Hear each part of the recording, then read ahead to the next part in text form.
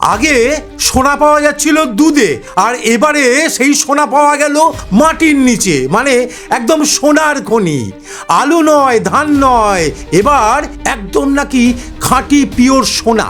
বাঁকুড়ার বিষ্ণুপুর, যেখানে মানুষ সকাল থেকে সন্ধে পর্যন্ত দিনমজুরি আর কৃষিকাজ করে পেট চালান, হঠাৎ করেই সেই এলাকাকে সোনার খনি বানিয়ে ফেললেন বিজেপির সংসদ। তাহলে ব্যাপারটা কি ঘটলো, কি নিয়ে এরকম শোরগোল? জিএসআই এর প্রাথমিক রিপোর্ট পড়েই বিজেপির সংসদ সৌমিত্র খাঁ এমনই একটা আবিষ্কার করে ফেলেছেন। কিন্তু প্রশ্ন একটাই, মাটির নিচে কি সত্যিই সোনা? চলুন দেখি সোনার এই যে খবরটা, এই খবরটা কতটা সত্য আর কতটা ওই সোনা, মানে সোনা, বুঝতে পারছেন? ওই সোনা না এই সোনা, এটা হচ্ছে সেইটা আপনাদের কাছে আজকে খবর তুলে ধরবো।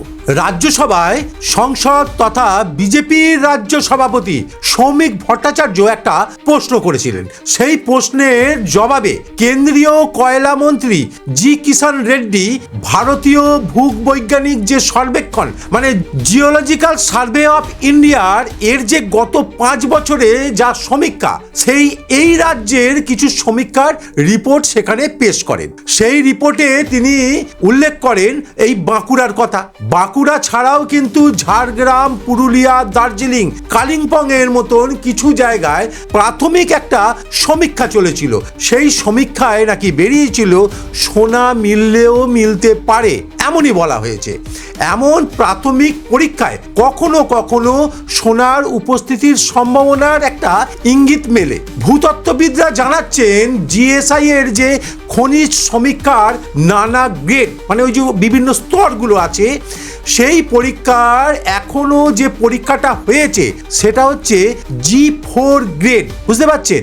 এই যে G4, এই G4 মানেটা হচ্ছে একদম প্রাথমিক স্তর। তবে এখানেই সব থেকে গুরুত্বপূর্ণ প্রশ্ন, এই যে সমীক্ষা সেটা তো চূড়ান্ত নয়। ভূতত্ত্ববিদদের স্পষ্ট বক্তব্য, G4 বা গ্রেড 4 হলো শুধুমাত্র প্রাথমিক একটা অনুসন্ধান করে অনুমান। এতে কোনো এলাকায় ধাতুর অস্তিত্বের ইঙ্গিত পাওয়া যেতে হয়তো পারে, কিন্তু এখানেই ছোট্ট একটা সমস্যা।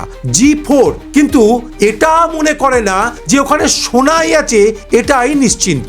G4 মানে হচ্ছে শুধু একটা সন্দেহ করা, মানে সেখানে সোনা আছে কি নেই তা দেখার শুরু মাত্র একটা, কিন্তু সেই শুরুই সংসদ যেন একদম ফাইনাল পরীক্ষার রিপোর্ট বলে ধরে নিলেন। ভূতত্ত্ববিদরা বলছেন যে রিপোর্ট পড়ে সংসদ এত উচ্ছ্বাসিত হয়েছেন, সেই সমীক্ষায় বাণিজ্যিকভাবে সোনা আছে কিনা তা জানতে আরো 3 থেকে 4টে ধাপ সমীক্ষা লাগে।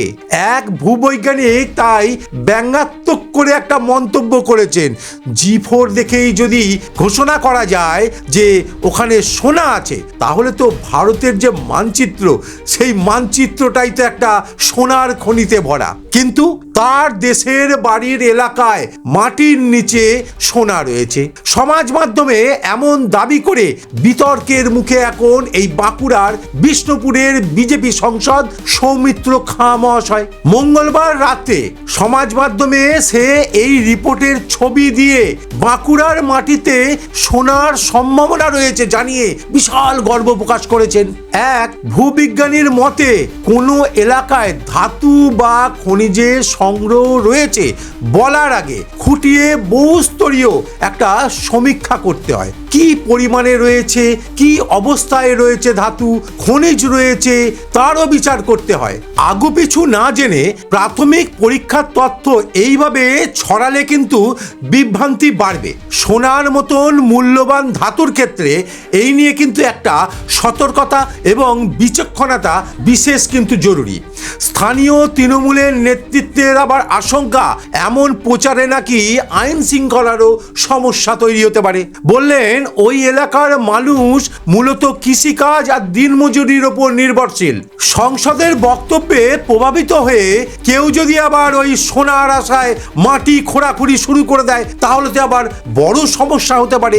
বিষ্ণুপুর পঞ্চায়েত সমিতির সভাপতি নিমাই মাঝি, তাকেও জিজ্ঞাসা করলে তিনি কিন্তু সেই একই কথা বললেন। এদিকে বাঁকুড়া জেলা প্রশাসনের দাবি, জেলার কোথাও মাটির নিচে সোনা থাকার বিষয়ে কোনো সরকারি তথ্য তাদের কাছে এখনো পর্যন্ত নেই।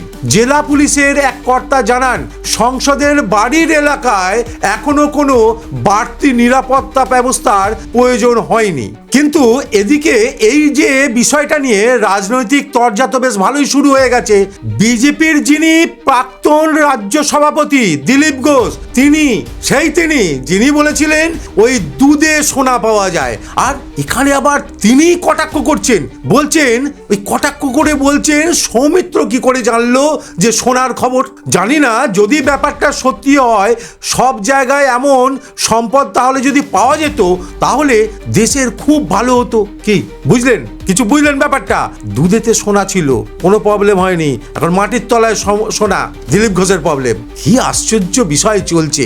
অন্যদিকে বিজেপির রাজ্য সভাপতি শ্রমিক ভট্টাচার্যের দাবি, সৌমিত্র খাঁয়ের যে বক্তব্য সেইটা উদ্দেশ্য প্রণোদিতভাবে ভুলভাবে উপস্থাপন করা হচ্ছে। দেখুন, আমরা ভুল টুল এসব দেখাচ্ছি না, উনি যেটা দেখিয়েছেন, যেটা বলেছেন সেটাই আপনাদের দেখাচ্ছি, বাকিটা তো বিচার করবেন আপনারা। কিন্তু এই যে প্রকাশটা, ইনি দাবিটা এইগুলো যে করলেন, এই যে সোশ্যাল মিডিয়ায় ছাড়লেন, সেটাই আপনাদের দেখানো হচ্ছে। এদিকে নিজের অবস্থানে কিন্তু এখনো পর্যন্ত সৌমিত্র খাঁ অটল রয়েছেন, আর সেই সংসদ এখনো দাবি করছেন, আমি শুধু সরকারি রিপোর্টের তথ্য সামনে এনেছি, এর থেকে সমস্যা হওয়ার কোনো কথা নয়। কিন্তু প্রশ্ন তো উঠছে, জনপ্রতিনিধির দায়িত্ব কি সোনা খোঁজা, নাকি ওই সত্যটাকে ঘুরে বার করা, নাকি তথ্য দেয়া, নাকি তথ্যকে বেশ আরো ফুলিয়ে ফাঁপিয়ে দেখানো? এই দুটোর পার্থক্য কি একজন সংসদের জানা উচিত নয়? প্রাথমিক সমীক্ষার তথ্য কিভাবে একদম তিনি শিওর হয়ে গিয়ে জনসমক্ষে তুলে ধরলেন, সেটা কি তার উচিত হয়েছে? বিশেষ করে যখন সাধারণ মানুষের মধ্যে এই ভুল প্রত্যাশাটা গিয়ে একটা অন্য ধরনের সমস্যার সৃষ্টি করতে পারে। বিশেষজ্ঞদের মতে এ ধরনের যে সংবেদনশীল তথ্য প্রচারের ক্ষেত্রে বিশেষ করে জনপ্রতিনিধিদের আরও দায়িত্বশীল থাকতে হয়। কিন্তু আমাদের পশ্চিমবঙ্গের জনপ্রতিনিধি দায়িত্ব কাকে বলে ওনারা জানেনই না। সেটা ওই মেসির ওখানে হোক আর এখানে সোনার এখানে হোক, যেখানেই হোক, দায়িত্ব কি তারা কিন্তু জানে না। বাঁকুড়ার মাটিতে সোনা মিলুক আর না মিলুক, এই ঘটনায় কিন্তু সংসদের দায়িত্বের ঘাটতি রয়েছে, তা কিন্তু বেশ ভালো মতন চোখে পড়েছে। বাঁকুড়ার মাটির নিচে কি আছে তা ঠিক করবে কে বলুন তো? তা ঠিক করবে কিন্তু বিজ্ঞান। আপনাদের কি মত? আপনারা কি মনে করেন? অবশ্যই কিন্তু আপনারা কমেন্ট করে জানাবেন, আর লাইক করবেন, শেয়ার করবেন, সাথে থাকবেন, পাশে থাকবেন, আর দেখতে থাকবেন নিউজ ওয়ান বাংলা। নমস্কার।